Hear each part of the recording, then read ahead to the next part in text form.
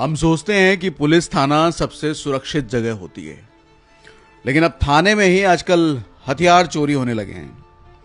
बात यह हरियाणा फरीदाबाद की है। सेक्टर 8 थाने के माल खाने से 32 लाइसेंसी हथियार गायब हो गए हैं।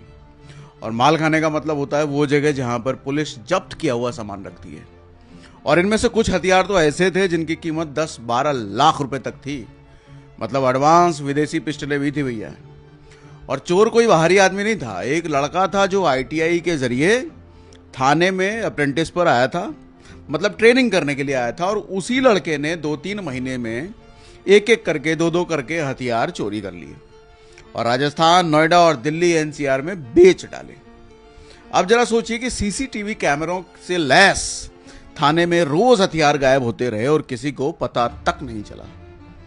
लेकिन जब रूटीन जांच में गड़बड़ी पकड़ी गई तो सबके हाथ पैर फूल गए और अब 20 आरोपी गिरफ्तार हुए हैं। सारे हथियार भी बरामद हो गए हैं और माल खाना इंचार्ज एएसआई को सस्पेंड कर दिया गया है। तो भैया ये अकेला मामला नहीं है। 6 दिन पहले हरियाणा के फतेहाबाद थाने के मालखाने से 211 पेटी शराब गायब हो गई थी।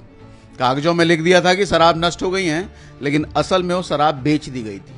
और फिर राज खुला तो थाना प्रभारी को सस्पेंड किया गया। पूरे 48 पुलिसकर्मियों का ट्रांसफर भी करना पड़ा था उसमें।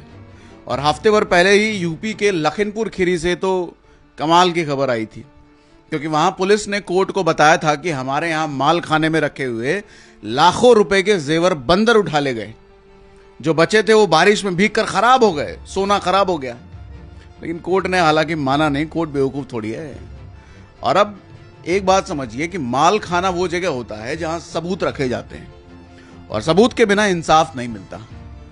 लेकिन जब सबूत ही गायब होने लगे तो सोच के देखिए इंसाफ की उम्मीद आप कहां से करोगे। और यहां सबसे बड़ा सवाल यह है कि हमारे घर चोरी ना हो, इसके लिए हम पुलिस पर भरोसा करते हैं, लेकिन पुलिस के थाने में ही चोरी होने लग जाए तो एक आम आदमी फिर किस पे ही भरोसा करेगा भैया।